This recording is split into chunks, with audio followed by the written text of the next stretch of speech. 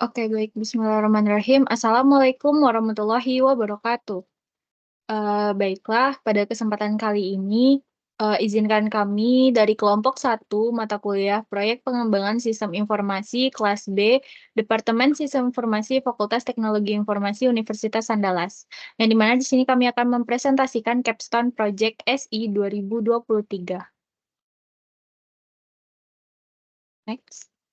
Nah, untuk proyek kami kali ini yaitu pembangunan sistem informasi, proyek repositori mahasiswa Departemen Sistem Informasi Universitas Andalas berbasis web. Nah, jadi sistem informasi ini kami beri nama e-project, yang di mana ini diinisiasikan dengan tujuan untuk menciptakan sebuah platform website yang memberikan solusi bagi mahasiswa dan juga dosen di Departemen Sistem Informasi Universitas Andalas. Nah, platform ini akan memungkinkan untuk mahasiswa dapat mencari referensi yang relevan dan juga lebih mudah dalam menyimpan tugas proyek mereka dalam repositori yang aman tentunya. Melalui integritas dari teknologi informasi dalam pendidikan tinggi, diharapkan e-project ini dapat meningkatkan kualitas pendidikan yang tinggi dan membantu mahasiswa dalam menghadapi tantangan untuk mencari referensi serta menyelesaikan tugas proyek perkuliahan mereka nantinya. Next. Nah, ini adalah project team dari e-project sendiri. Yang pertama itu ada Mutiara Maharani dengan NIM 21006, ada Salsabila Rahmah dengan NIM 21010, ada Iqbal Firmansyah dengan NIM 21014, ada Muhammad Satria Gemilang Lubis dengan NIM 2102008, ada Atifa Rifda Andra dengan NIM 2102010, dan ada Briana Frista dengan NIM 2102024. Next. Adapun masalah yang muncul, kenapa adanya e-project ini akan dijelaskan oleh rekan saya, Satria. Kepada Satria dipersilakan. Baik, terima kasih moderator. Jadi, kenapa bisa muncul ide e-project ini?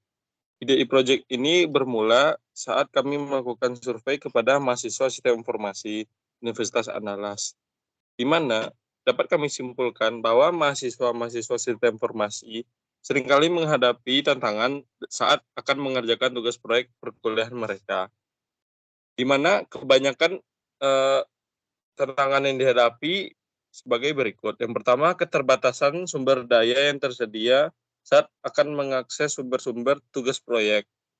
Lalu yang kedua, kesulitan dalam mencari referensi yang relevan dengan tugas proyek mereka. Yang ketiga, kurangnya platform repository yang didedikasikan untuk tugas proyek mahasiswa. Dan yang terakhir adalah kesulitan dalam mengakses proyek-proyek sebelumnya yang pernah ada di sistem informasi.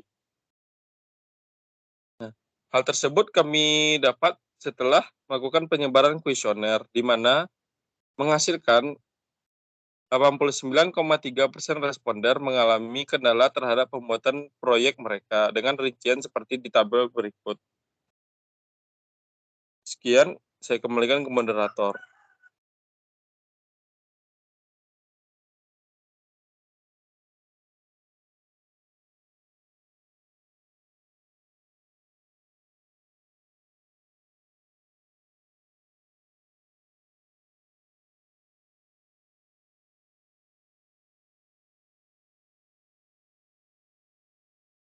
Oke, baik. Selanjutnya yaitu dari permasalahan yang muncul, kami sudah merancang solusi yang cocok untuk permasalahan yang ada.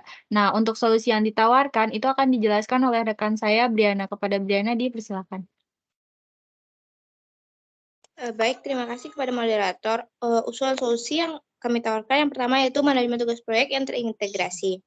Yang kedua yaitu pencarian referensi yang efisien sesuai dengan kebutuhan. Yang ketiga, sistem keamanan yang terdepan. Yang keempat, manajemen kelas yang efektif. Yang kelima, antarmuka pengguna yang lama. Dan yang keenam yaitu proyek repositori mahasiswa. Next. Adapun pilihan solusinya, yaitu solusi ini dirancang khusus untuk memenuhi kebutuhan akademis mahasiswa dan dosen di Departemen Sistem Informasi. Yang kedua yaitu memberikan fokus pada manajemen tugas proyek, pencarian referensi, dan manajemen kelas yang tidak dimiliki oleh penyimpanan umum seperti Google Drive dan OneDrive. Yang ketiga yaitu keamanan tambahan dan antarmuka pengguna yang ramah bertujuan untuk meningkatkan efisiensi dan pengalaman pengguna secara keseluruhan. Sekian dari saya kembalikan kepada moderator. Oke, baik. Terima kasih kepada Briana. Selanjutnya, adapun alasan logis terkait e-project ini yang akan disampaikan oleh rekan saya, Iqbal. Kepada Iqbal, dipersilakan. Baik, terima kasih moderator. Di sini saya ingin menjelaskan mengenai alasan logis mengapa pengembangan e-project ini kami angkat untuk jadi proyek kami. Berdasarkan dengan masalah usulan solusi serta pilihan solusi tadi, maka pengembangan e-project ini sebenarnya bertujuan untuk memberikan solusi komprehensif terhadap tantangan yang dihadapi oleh mahasiswa Departemen Sistem Informasi di Universitas Andalas. Nah, berdasarkan hasil kuesioner yang dijelaskan pada masalah tadi menunjukkan bahwa mahasiswa sering mengalami kesulitan dalam mencari referensi dan mengolah proyek tugas besar mereka, di mana proyek e-project ini akan menyediakan integrasi dari pencarian dan manajemen proyek yang terintegrasi untuk meningkatkan efisiensi dan kualitas penelitian mahasiswa. Serta selain memberikan manfaat bagi mahasiswa, e-project ini juga diharapkan dapat meningkatkan efisiensi dari pengajaran dosen melalui fitur manajemen kelas yang lebih efisien. Nah, selanjutnya, dibandingkan dengan layanan penyimpanan cloud seperti Google Drive dan OneDrive, e-project menawarkan solusi yang lebih terfokus dengan dukungan khusus untuk memanajemen tugas proyek dan pencarian referensi yang lebih meningkat. Selanjutnya, e-project ini memiliki lapisan keamanan yang disesuaikan dengan kebutuhan lingkungan akademis, berbeda dengan pendekatan umum yang dimiliki oleh Google Drive ataupun OneDrive pada penyimpanan filenya.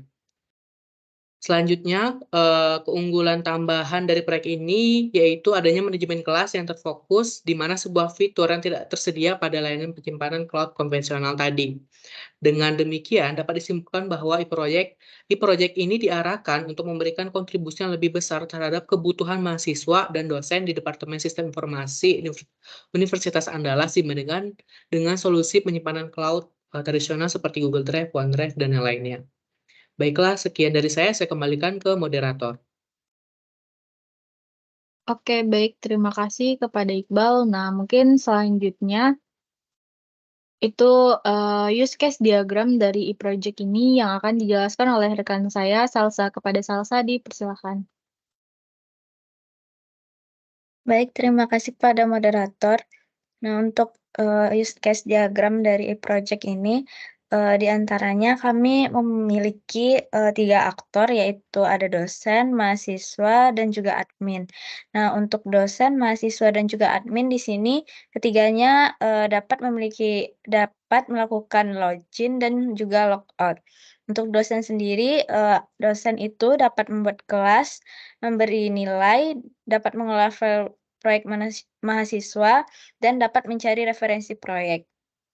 Untuk mahasiswa, itu mahasiswa dapat melakukan login dan juga logout, lalu mahasiswa dapat mencari referensi proyek, kemudian mahasiswa dapat enroll kelas untuk masuk ke kelasnya, kemudian mahasiswa juga dapat mengupload proyek. Nah, untuk admin di sini dapat mengelola akun user, admin juga dapat login dan juga logout, lalu admin dapat mencari referensi proyek, admin juga dapat mengelola file proyek mahasiswa, dan juga admin dapat mengelola kelas. Nah, mungkin untuk use case diagram hanya sekian, saya kembalikan kepada moderator. Oke, baik. Terima kasih kepada Salsa. Selanjutnya itu terkait kebutuhan fungsional sistemnya yang akan dijelaskan oleh rekan saya, Tifa. Kepada Tifa, dipersilakan. Oke, baik. Terima kasih kepada moderator. Selanjutnya kita masuk kepada kebutuhan fungsional sistem.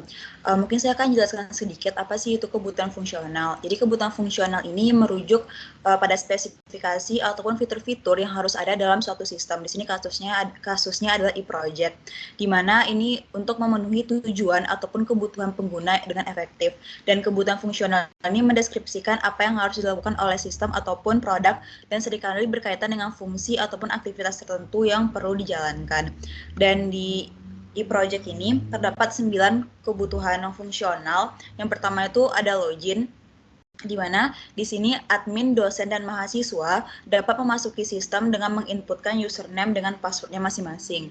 Yang kedua, untuk membuat kelas, ini dapat dilakukan oleh dosen, di mana membuat kelas dengan memasukkan informasi seperti nama kelas, nama proyek, dan enroll key kelas. Sedangkan kalau untuk enroll kelas, ini hanya bisa dilakukan oleh mahasiswa. Untuk mahasiswa dapat bergabung ke dalam kelas dengan memasukkan enroll key-nya yang benar yang telah dibuat oleh dosen tadi sebelumnya.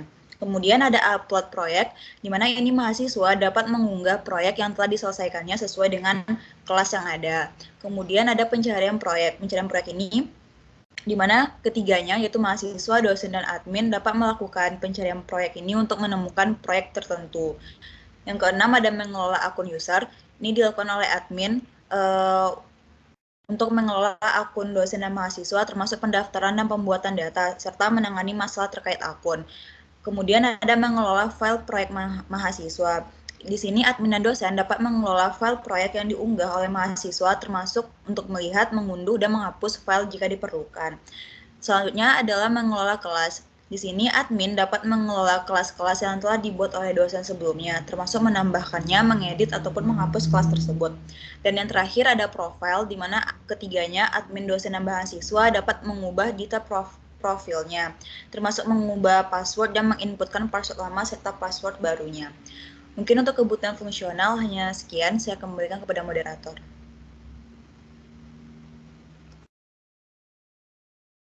Oke, baik. Terima kasih kepada Atifah. Nah, selanjutnya itu demo aplikasi dari e-project sendiri yang akan saya demokan.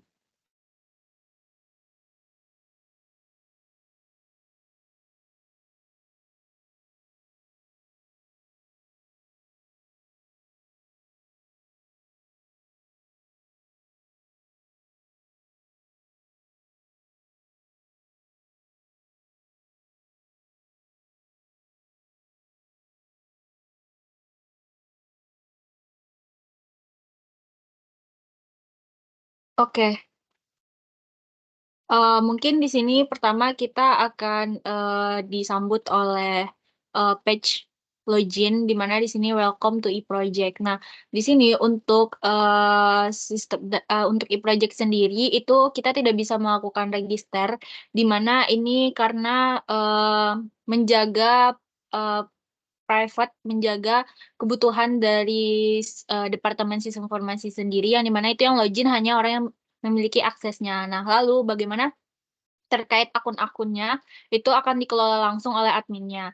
Nah, mungkin di sini kita bisa langsung login sebagai admin, di mana di sini masukkan dulu username-nya, terus di sini kita masukkan password-nya, yaitu untuk admin, lalu kita sign in.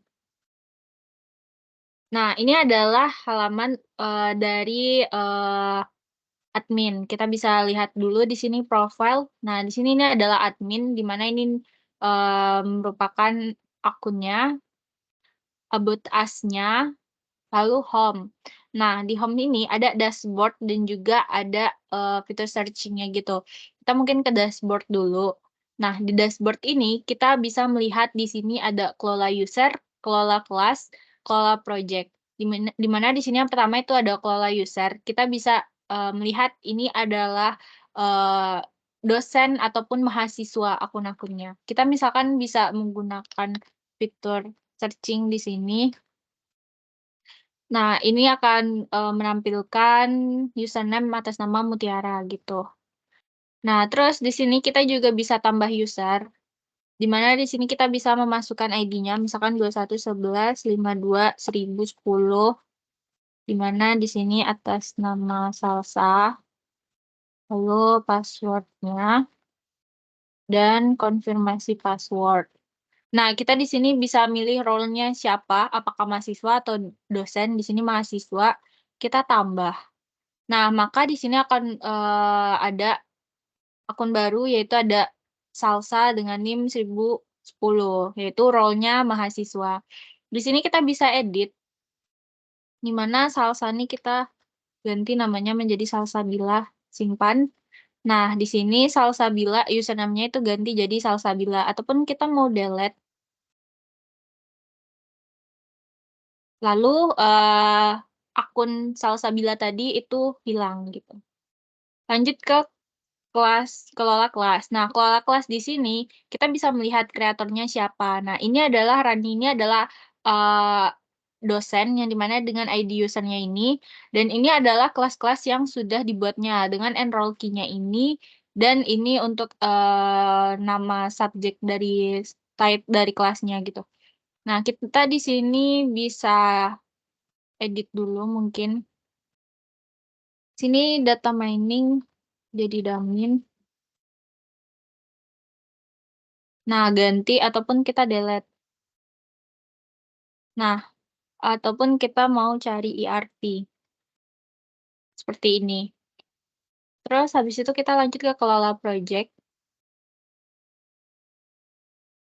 Oh ya, nah untuk kelola project ini kebetulan baru satu, di mana Mutiara dia ngupload to Dash Pro, di mana di sini kita bisa delete ataupun kita bisa download. Nah, nanti dia terdownload di sini gitu. Oke, mungkin ini adalah itu ya untuk admin, tapi admin di sini juga bisa searching, misalkan Tubes. Nah, ini adalah file yang dicarinya yang sesuai dengan pencarian, tapi kalau misalkan tidak ada, itu akan ada ini, no result. Oke, kita logout. Selanjutnya kita masuk sebagai dosen. Nah, ini adalah tampilan dari dosen, di mana ini beda ya tampilannya. Tadi kan dashboard kalau untuk admin, di sini kalau untuk dosen itu kita bisa create new class. Nah, ini adalah kelas-kelas yang pernah dibuat oleh dosen yang di sini. Kita bisa tambah kelas, misalkan di sini kita tambah PPSI. Terus enroll key-nya PPSI 2023. Nama project-nya kayak aplikasi Unan mungkin publish. Nah, inilah PPSI. Ini aplikasi Unan. Nah, di sini karena belum ada yang upload ya. Kalau ada yang upload itu tampilan seperti ini. Nah, ini kita bisa download yang pertama itu ke download. Terus kita bisa delete ataupun kita bisa memberikan feedback-nya. Nah, ini untuk ini adalah feedback yang dimana bisa menginputkan nilai dan juga feedback-nya apa sih gitu. Kita juga bisa di sini buat misalkan 100 terus lengkap save dan kita lihat nih, nah 100 lengkap gitu. Terus juga dosen bisa searching juga ya. Ini Mutiara tadi. Oh, nama filenya apa sih? Dash Pro. Nah, ini dia. Berdasarkan nama filenya gitu. Terus di sini bisa dilihat juga ada ukuran filenya juga, kapan uploadnya juga, username-nya, dan ada fitur download. Oke, kita bisa logout. Lanjut kita bisa masuk ke mahasiswanya. 2111.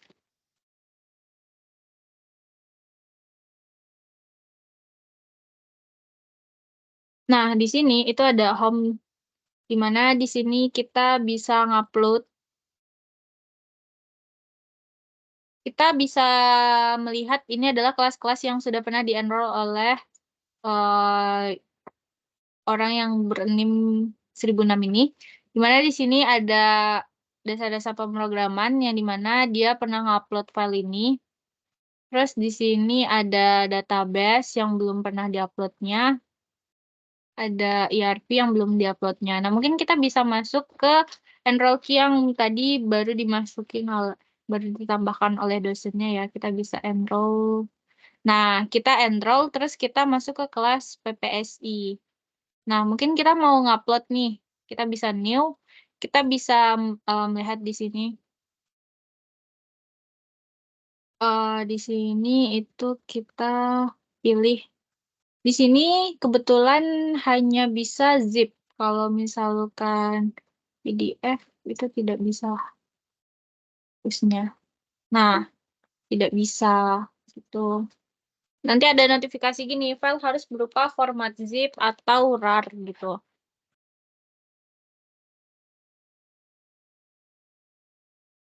Jadi kita bisa milih file yang hanya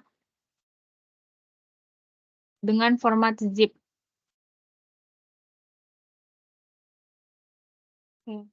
Ini deh yang tadi. Nah, kalau ini dia bisa nih upload.